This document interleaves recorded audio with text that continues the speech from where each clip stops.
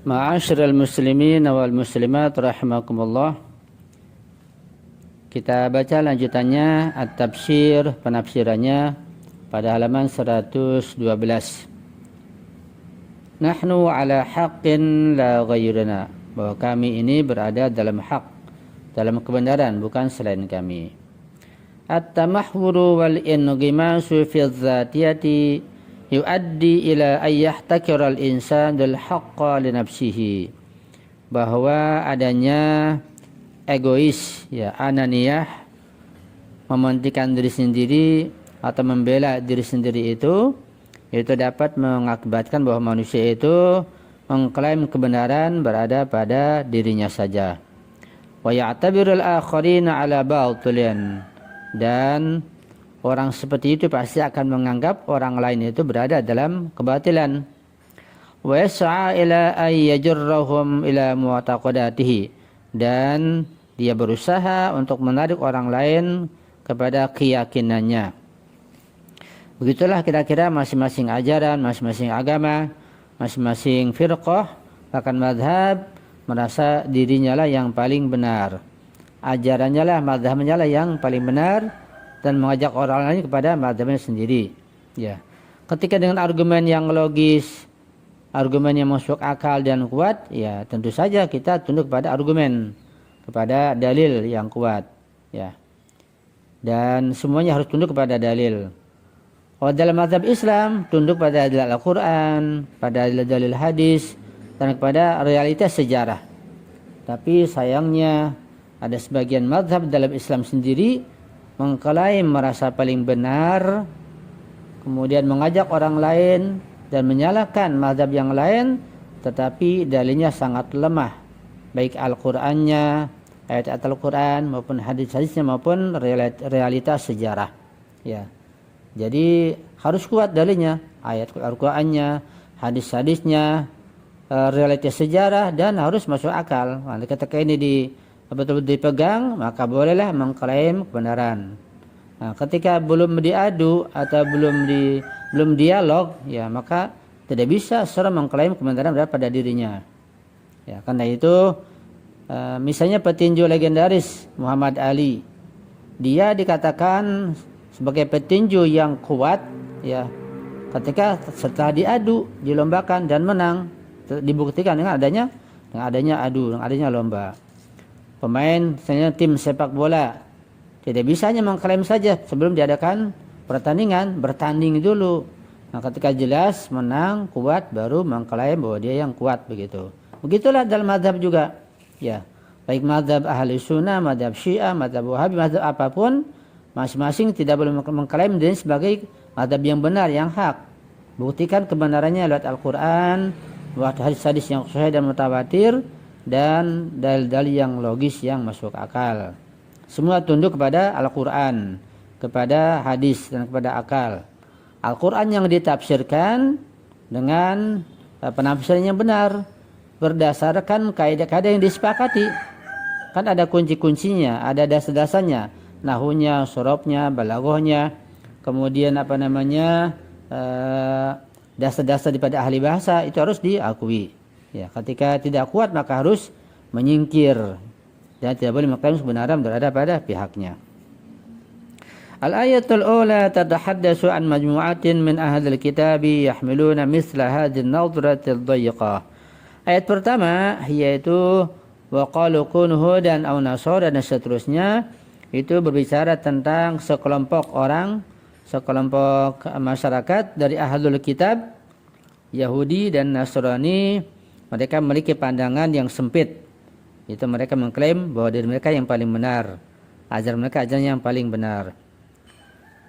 Wa nuqilat anhum al-qawl, dinukil suatu ungkapan, pandangan dari mereka dengan ungkapan wa qalu kunu hudan aw nasara tahtadu.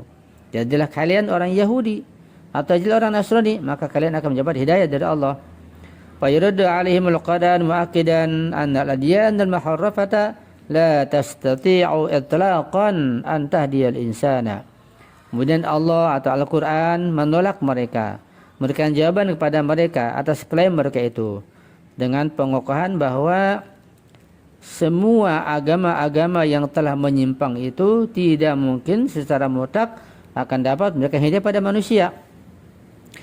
Bagaimana mungkin ajaran atau firqah dan agama yang telah menyimpang bisa memberikan hidayah? Ya tambah menyimpang jadinya. Qul bal millata Ibrahim hanifa. Katakanlah bahwa millah Ibrahim, ajaran Ibrahim, syariat Ibrahim itulah yang benar, yang hanif, yang lurus, belum menyimpang atau tidak menyimpang. Wa maka minal musyrikin, dan dia Ibrahim bukan termasuk daripada orang yang musyrik. Al-ayatu taliyatu ta'murul muslimin an qulu amanna. Ayat berikutnya memerintahkan pada kaum muslimin agar mengatakan qulu, jawablah kepada mereka kaum Yahudi dan Nasrani. Bilang pada mereka, katakan amanna, kami telah beriman billahi kepada Allah Subhanahu wa taala, juga beriman kepada ajaran yang diturunkan kepada kami, yang diturunkan kepada nabi-nabi, ya, seperti Nabi Ibrahim, Nabi Ismail, Nabi Ishak, Nabi Yakub, cucu mereka yang dipilih, dan apa yang diberikan kepada Musa, Isa, dan kepada para nabi-nabi yang sebelumnya yang datang dari Tuhan mereka, dan kami tidak membeda-bedakan keutamaan di antara mereka sama sekali, dan kami hanya kepada Allah berserah diri. Jawablah demikian kepada Yahudi dan Nasrani. La yajuzu an nantaliqa min mihwar dzatiyati fil hukmi ala hadzal nabi aw dzaka. Kita tidak boleh menghukumi atau memberikan penilaian berdasarkan egoisme atau ananiyah atau fanatik buta untuk menilai bahwa nabi ini adalah hak, nabi yang itu tidak, nabi ini afdal, nabi yang sana tidak. Tidak demikian. Bal yajib an nanzura ila al-anbiya'i biminzarin risaliyin. Bahkan kita harus melihat para nabi itu, semua para nabi harus kita lihat dengan kacamata risalah. Wa na'tabiruhum jami'an rusul rabbil alamin. Dan kita harus menganggap bahwa semua mereka itu, semua para nabi tersebut sebagai rasul-rasul Allah Subhanahu wa taala. Semuanya utusan Allah. Wa muallimis syariah, dan mereka sebagai para penyebar, pengajar syariat, pengajar hal itu pada umat manusia. Wa muallimil basyariyah. Qad adda kullu minhum dawrahu fi marhalatin tarihiyatin muayyanatin. Masing-masing mereka para nabi tersebut telah menjalankan dan melaksanakan tugasnya masing-masing pada penggalan atau pada masa sejarah di mereka masing-masing, pada masanya masing-masing, pada zamannya masing-masing. Wa kana hadafuhum wahidan, sementara tujuan mereka itu hanya satu, wa huwa hidayatun nasi fi dhilli tauhidil khalisi wal haqqi wal adalah. Tujuan mereka yang satu itu adalah memberikan hidayah dan petunjuk kepada umat manusia di bawah naungan tauhid yang murni, di bawah kebenaran, di bawah hak, dan di bawah keadilan. Thumma yudhiful Qur'anu qailan, kemudian Al-Qur'an menambahkan dengan ucapan fa in amanu bimisli ma amantum bihi faqad ihtadaw.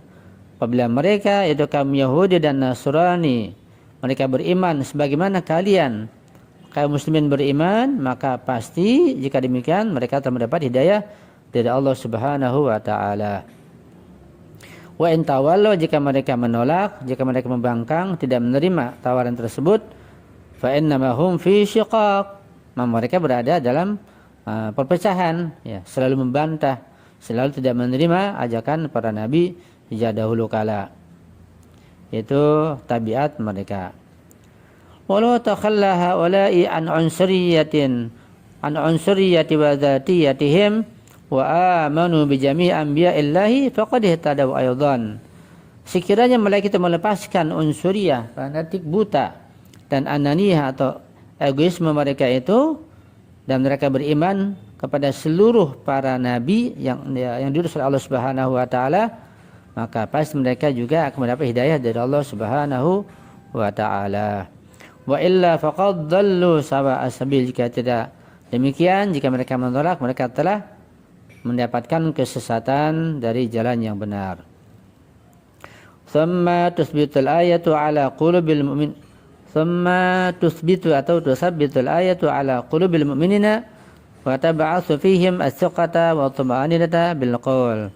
Kemudian ayat berikut ini telah memberikan ketetapan dan keteguhan kepada hati-hati kaum mukminin dan membangkitkan keyakinan dan ketenangan kepada mereka dengan ungkapan fasayakfikahumullah. Wahai kaum mukminin, Allah akan melindungi kalian dari kejahatan mereka. Wa huwas samiul alim, dan Allah Maha mendengar ucapan mereka, tipu daya mereka, klaim mereka yang salah itu, dan Allah Maha mengetahui tentang tipu daya mereka. Ini ayat terakhir memberikan ketenangan dan ketetapan kepada kaum mukminin, pada kaum muslimin. Itulah penafsiran ayat 135, 136, 137. Kita berlanjut kepada ayat yang berikutnya insyaallah.